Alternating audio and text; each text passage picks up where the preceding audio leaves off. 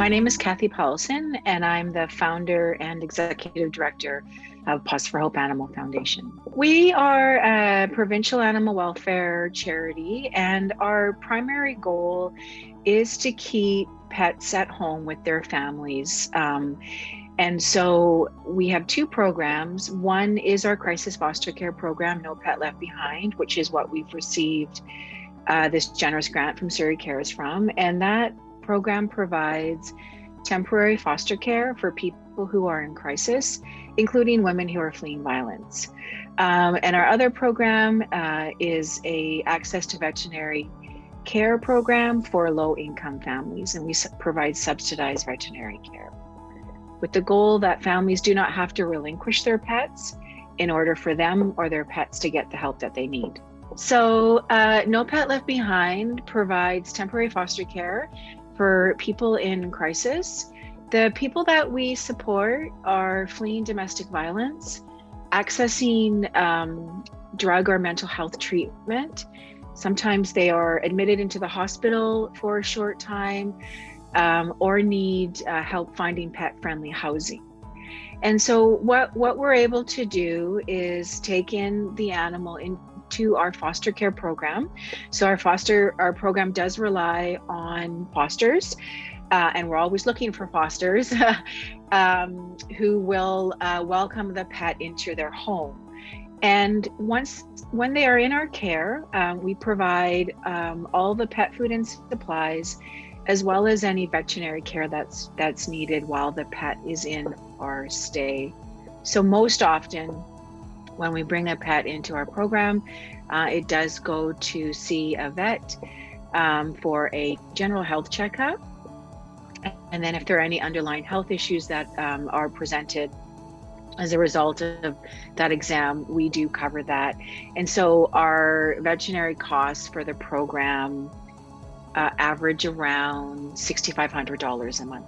And so that the grant that was provided by SurreyCares went directly towards providing veterinary care.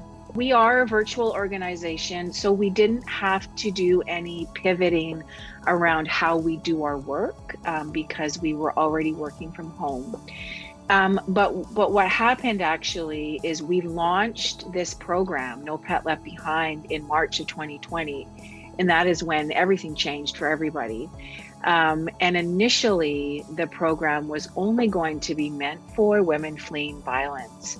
But because of the pandemic and some of the restrictions that we had around how we can accept pets safely, we weren't able to initially help women fleeing violence because we didn't have a third-party drop-off for the animal to come into our program safely, because animal shelters closed their doors and veterinary hospitals severely restricted the services that they were providing.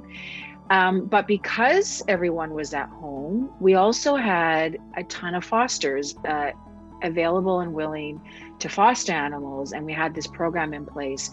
So then we decided to open the program up to anyone facing a life crisis. And that decision has been incredible for the program and for our organization, because we've been able to help so many more people who need a temporary place for their pet. Otherwise, they would have to relinquish their pet or not seek the help that they need. So it's not uncommon, for example, for someone who won't go into treatment if they don't have a place for their pet to stay. Very common for a woman who's in a domestic violence situation won't leave that situation if they don't have a place for their pet. So in many ways, COVID forced us to rethink our program model and actually for the better. Over the last 2.5 years now, we are starting to see the impact of the economy and people's willingness or ability to donate, as well as now that things have opened up, there's not as many fosters sort of available to support the program. And so the biggest challenge for us today is sort of the lasting effects of COVID. Our funding comes from donations and private grants, such as the one that comes from SurreyCares.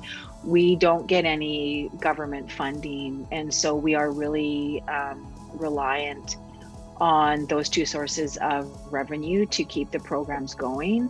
And the need for our programs currently far exceeds what we're able to meet. We receive daily requests from people who need temporary housing, and due to a lack of fosters, we were not able to help everyone.